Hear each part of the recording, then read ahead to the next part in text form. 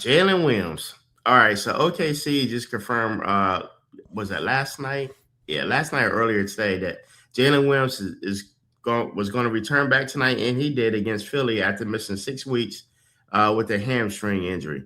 The Thunder went like 56-15 and won 11 straight without him. Now they're about to add the All Star back to the best team in the league right now. So Matthew, does this make OKC the runaway title favorite, or is someone still a threat? Oh, there's somebody that's still a threat, and I'm in the same city as them right now. But that doesn't matter. That's just, that has nothing to do with Jalen Williams. The Right. thing the thing I worry about with Jalen Williams, and let's take a look at he came back tonight. He Yeah. looked pretty good. 20 Yep. minutes, 18 points, 8 of 14 plus 9. So Yeah. he had he 50% from the field goal. absolutely throw in 6 assists, throw in 4 boards. We'll even forget about the 3 turnovers since it was his first game back. But here's the deal: what you worry about, especially with somebody that's going to come back and want to be your second best player, Mm-hmm.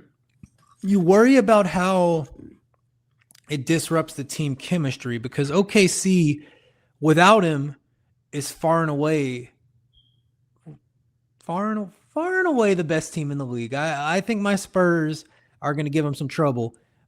Might be able to beat them in the playoffs, but right now, I think most experts would say OKC is the best team in the league at 57-15, and they've won an insane amount, whatever it is, 23 of their last 25, 24 of their last 27. I don't know. They've won an insane amount of games without him. So you worry. It's like Boston. Boston, you know, they brought Tatum back in, and they're winning now. But there's moments where you bring him back in, and no matter how talented of a player he is, there's moments where it's hard to integrate him into the offense because Jaylen Brown took on such a big load, and now you got to incorporate one of the top 10 best players in basketball back into your starting lineup. And it's like, is he the first or is he the second? Whatever. You don't have that problem with Jalen Williams because he's the second best player. But still, he's going to want a certain amount of shots. And you think, who was starting in his place? Cason Wallace. Cason Wallace has started 56 games this year. Cason Uh-huh. Wallace goes back to the bench tonight. What's he do for you? 5 points, 3 assists, 1 rebound. So for Jalen Williams to eat what you want him to eat, but you have to accept that some people that have helped build the chemistry you have now, that have helped build the winning streak, they're going to have to take back seats. Yeah. There's some rough bumps to get over, but Uh-huh. you still have the best player in the world, SGA. You still have SGA, Yeah. the best player in the world, and I think even the people that hate on him for flopping acknowledge that this year he's clearly the best player in the world.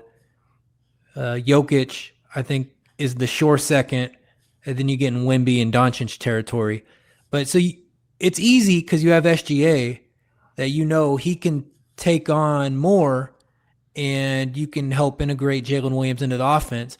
But I do think, man, Jalen Williams played like 25 games this year, and now come playoff season, now you got to fully integrate your second best player. So I think they're going to be fine. I think they're going to do well in the playoffs.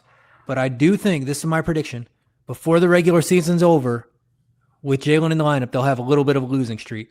And whether, they're such a good team that it's not going to be like, they're not going to lose 7 games in a row.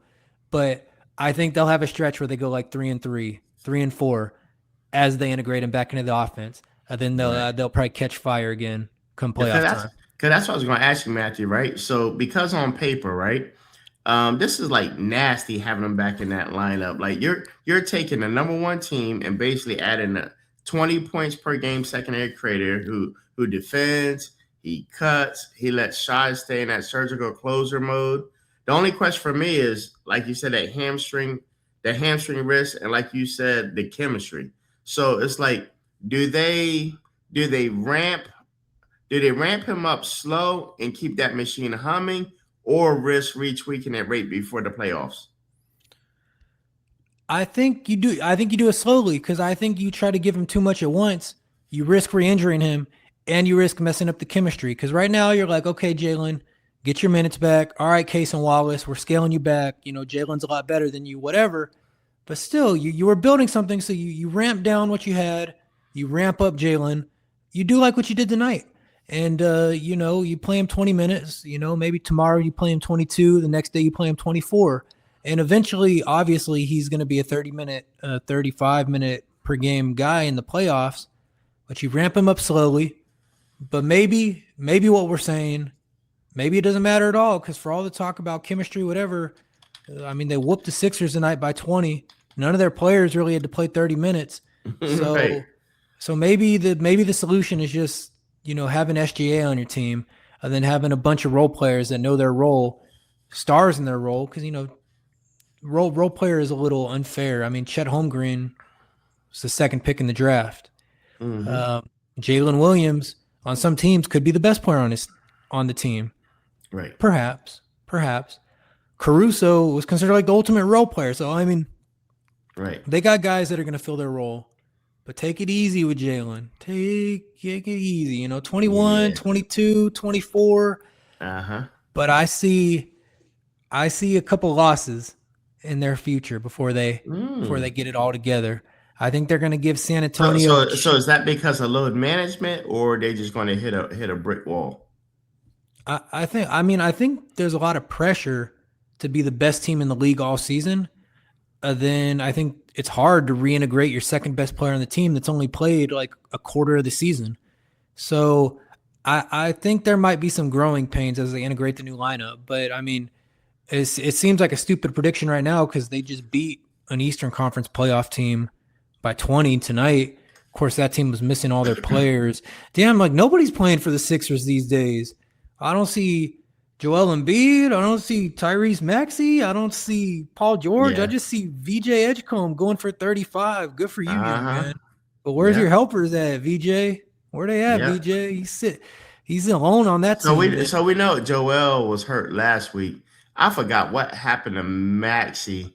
But what was my man that used to play for them? He was trying his best to get revenge. McCain. See, McCain was playing against him. Boy, he came out and hit 2 back-to-back 3-pointers on him. Hey, team high and plus 19, Jared McCain. Yep. It's got to be the nail polish. Oh, look. So let me throw this out there also, Matthew. If OKC wins the title, the championship again this year, back-to-back, and let's say, and I don't think this is going to happen, but let's say they had to face to get there, say Wemby and them, and they beat them in like 5. Hell no. And then they go ahead and win the championship. What does that say about OKC?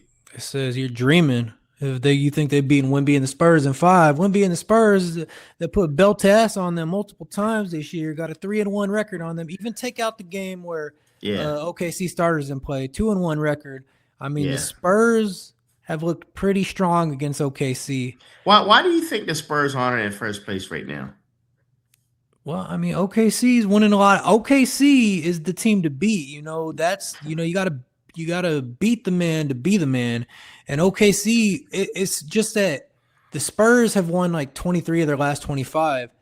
But during that, OKC's gone on multiple winning streaks. They're just not giving them the chance. They're just playing perfect basketball. Right. So really, the Spurs aren't doing anything wrong. They're winning games. They're playing incredibly. I can't wait to talk to Wemby. I was at the Spurs game on Saturday against the Pacers. Can't wait to talk about Wemby.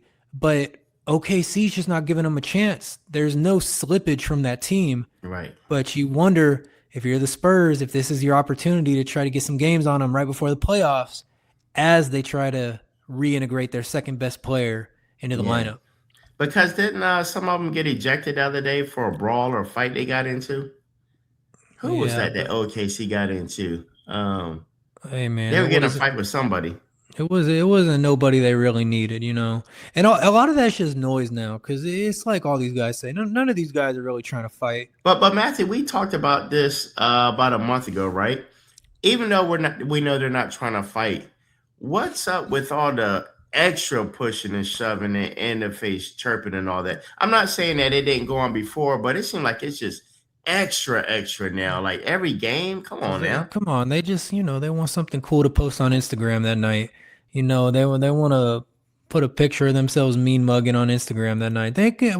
Come on, man. We watched an NBA a long time. When's the last time you actually seen someone fighting? That Malice in the Palace. That was it. Then John Rondo and Chris Paul. Yeah, a little bit. They threw point like you could count it on one hand. And I'm not counting Carmelo hitting Nate Robinson and then backing up the whole court. Like, there's different times where a punch gets thrown, and usually it's one punch followed by a back pedal, waiting for the ref to get in between you. But yeah, man, I mean, we live in the social media age. It's corrupted all of our brains. They're just trying to look tough so they can, throw that on their IG later that